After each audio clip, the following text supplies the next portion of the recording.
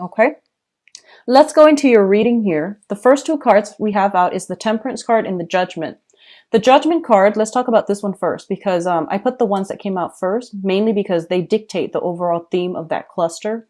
So the Judgment card indicates a lot of contact, a lot of communication, a lot of family reunions and things like that coming through via social circle, family unit, as well as new beginnings in all aspects of your life as well, okay? So the Judgment is a card that indicates a new phase in your life is beginning. And I feel like you come into this new phase in your life in a very wobbly manner. Like you're kind of like uncertain. You're taking temperature and you're just like treading very, very slowly and you're not really sure if you're on the right track. I feel for a lot of you, a relationship might have recently solidified and you're trying to work your way around each other. And then others of you, major, like decisions have been made very, very recently when it comes to romantic partners. So that can be, you know, moving in together. That can be, I feel like more on the emotional front. It's something that is emotionally destabilizing for you because it's new, it's different, and it's something that you're not used to.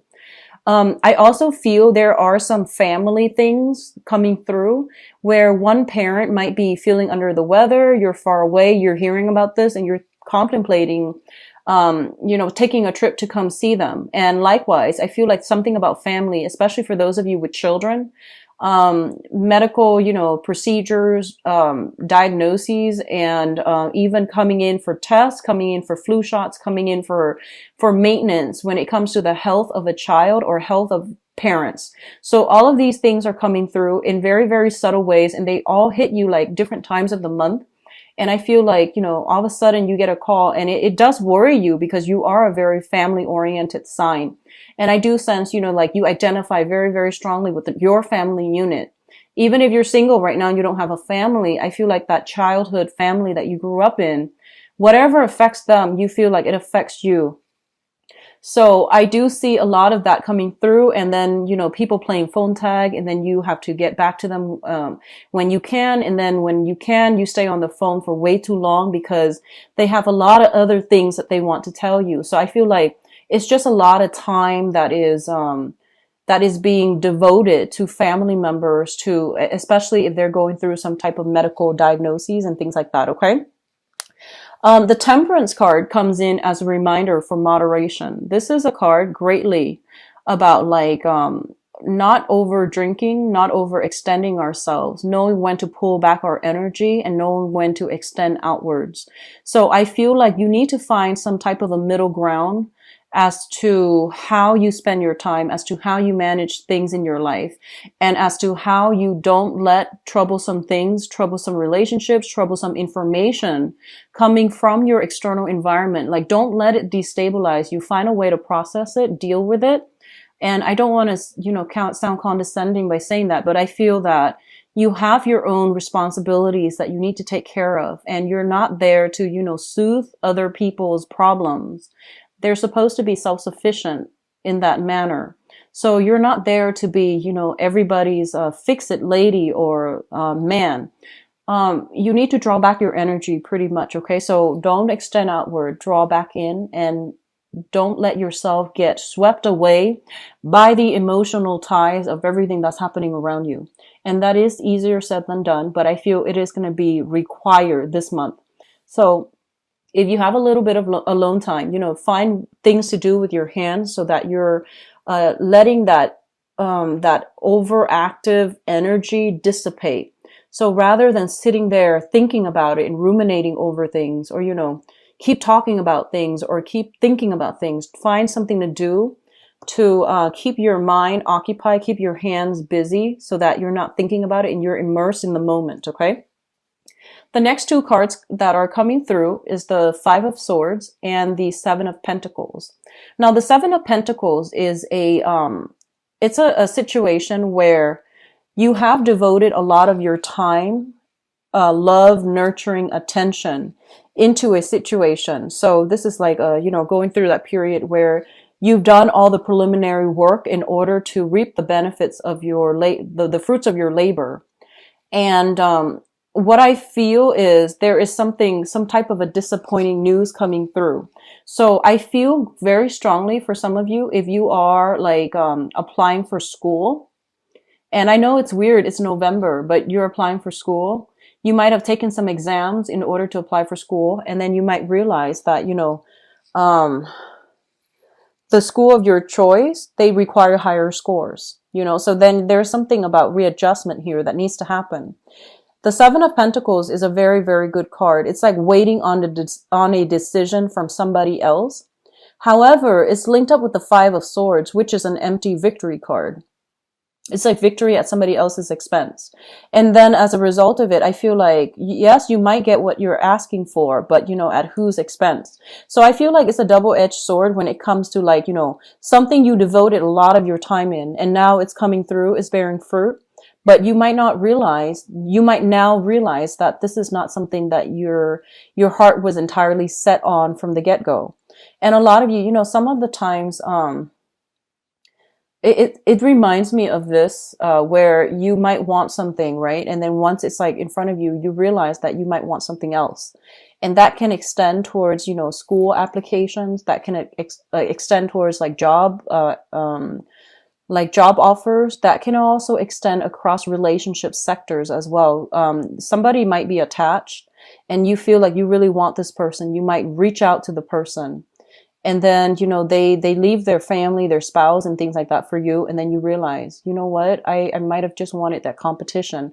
I might not have wanted that thing. So these are, things that could potentially play out. And either way, what it does is that it allows you to see and allow you to know and allow you to get some confirmation as to what it is that you really want to begin with.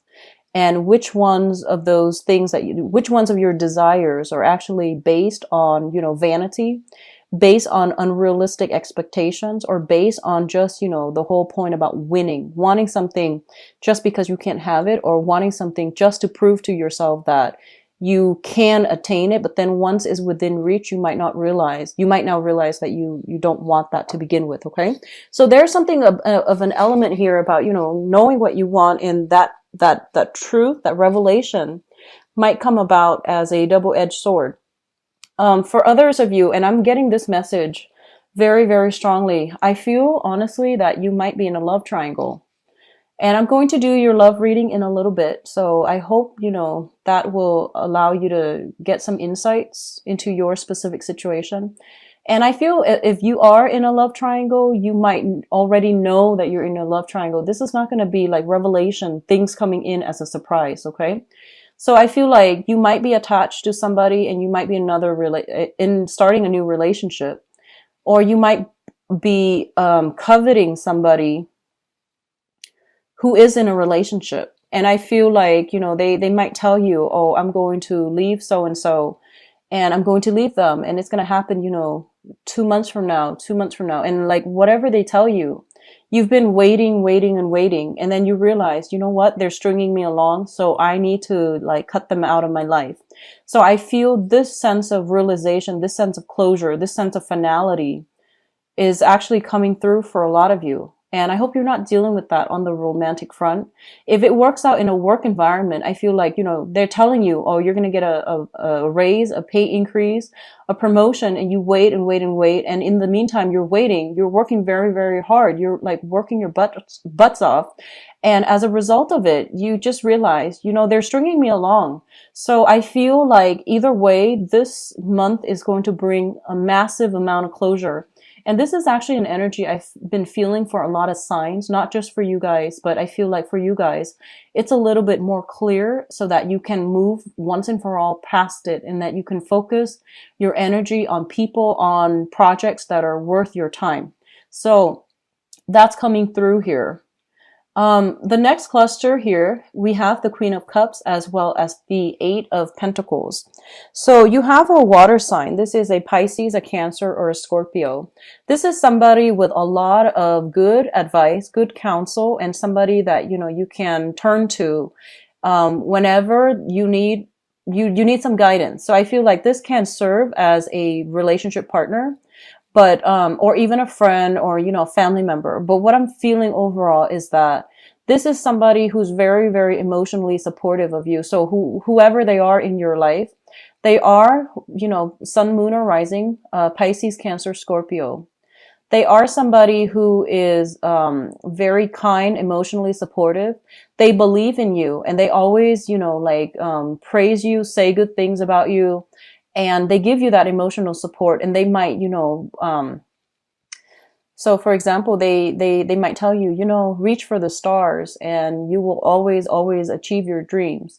And I feel like even through the times that you doubted yourself, through like many disappointments, they have always been there for you. And I feel like this is the month in which this person is going to be front and center in your focal point, and they are going to give you, if you were trying to reach for the stars and you feel like you have failed, or you feel like you need to do some readjustments when it comes to your goals and expectations, I feel like they're still there giving you that emotional support, and they're showing you how to do something in order to move things along.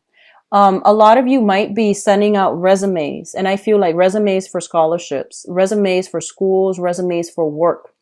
If you are sending out resumes for work, I do feel this person, well, for whatever you're sending out for, I do feel this person is giving you some valuable insights as to, what you should include. And I feel that it would be in your best interest to try to follow their advice. They're going to give you very, very good, solid advice.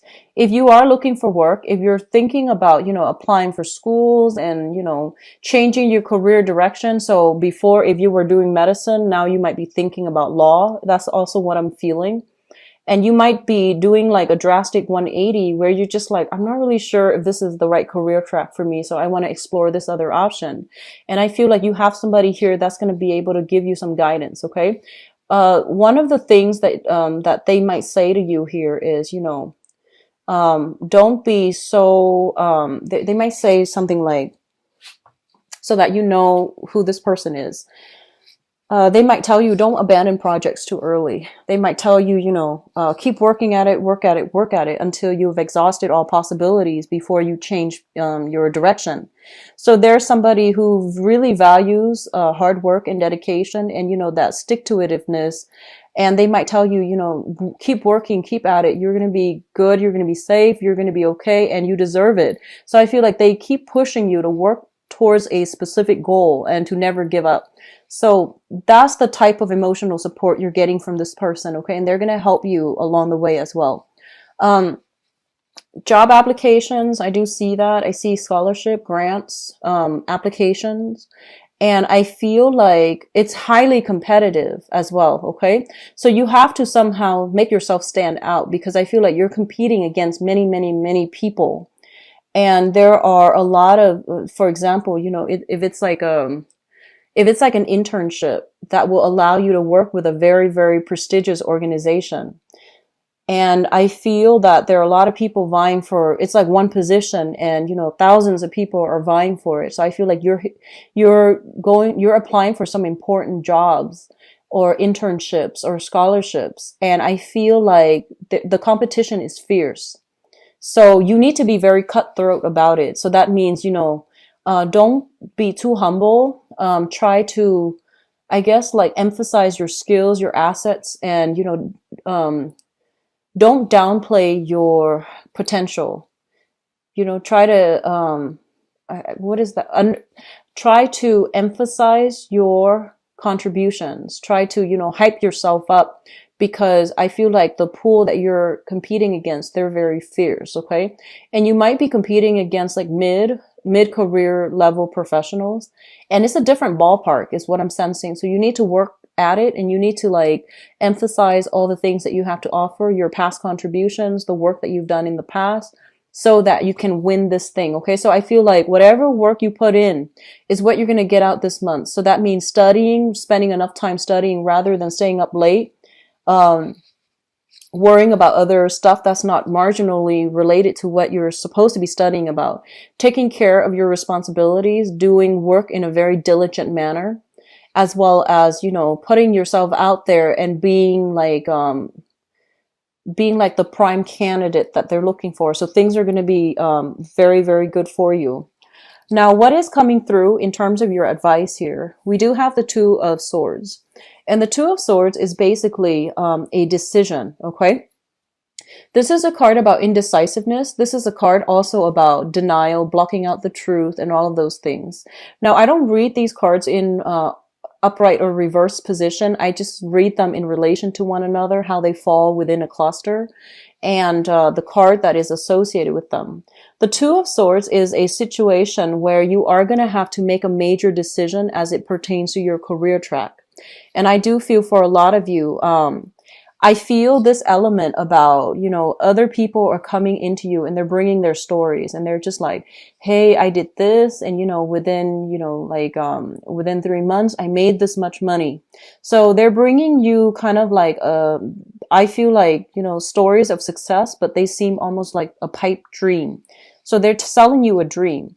And I feel like a lot of you might be taken in by these things, by these stories, like get rich quick schemes come to mind, shortcuts, financial, doing some financial investment or even some long-term planning and opening up businesses is what I'm feeling.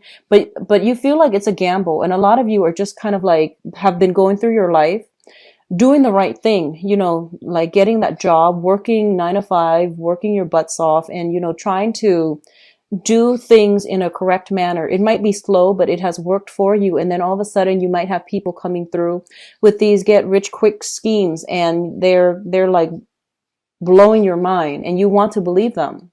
But I feel like there's a lot more to the story that you're not being given information on. Okay. And I feel like it might have worked specifically for them. Maybe the timing was just right for them. Whatever the circumstances is that I feel like you're not being fed the entire story. So you want to be careful. You want to do the preliminary research on your own. And I feel like at this point, a lot of you are financially, you're in a good space, but you're trying to decide on a career path that you're going to go into. I see a lot of people in the medical profession potentially shifting into the administrative role. So you might be a nurse and now you might want to be a head nurse where you are in charge of scheduling. You might be doing, public health on the ground, and then you might shift more into the administrative aspect of that. You might be changing career path, med school, law school, for example, or starting med school, starting law school, like what profession it is that you're trying to get into. I feel like all of these things are being brought up for reexamination, and a lot of you're starting new major chapters in your life when it comes to higher education, when it comes to career advancement. And so all of these things, all of these doubts, all of these questions are coming through and it's completely normal. But I feel like, you're showing up here as the Queen of Pentacles and this is your energy. So it's basically saying that, you have been doing things very diligently. So you're on the right track. Okay. So don't doubt yourself. Don't let other people's success story steer you off course. Okay. So keep whatever you're doing because you're on the right track. We also have as well the Wheel of Fortune. And the Wheel of Fortune indicates to me that, situations being turned around and things are turning in your favor depending on, how much work you put in, how diligent you were at following and pursuing your own track that is specifically created for you. How you are at handling responsibilities and how diligent you are at being able to triage, being able to manage your time and not let yourself get emotionally riled up by your environment. So, maintaining that calm, the sense of decorum under pressure. Okay. So I feel that coming through. One last thing I'm feeling is that I do sense here that, there is something here and I can't really put my finger on it just yet.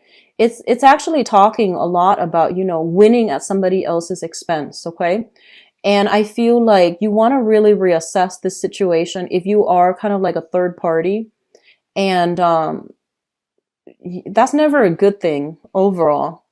But you also have to think about actions and consequences because with when we are ending on the Wheel of Fortune, with the Justice card, it's divine intervention, divine karma. It's like the divine, balancing of that karmic scale. So if you are knowingly wedging yourself in between a couple, it's not going to end well. Okay. I don't feel it's going to end well. There will be confrontation and there will be, decisions that that might not even, be up to you to decide. And then likewise, if you are romantically linked up with somebody, and somebody's trying to get in between you, there will be divine retribution as well. So I feel like depending on which side of the coin you're on, I don't feel you need to worry much if you're doing things by the book and if you're righteous. But I definitely feel something about karmic endings, like karmic ties being broken up.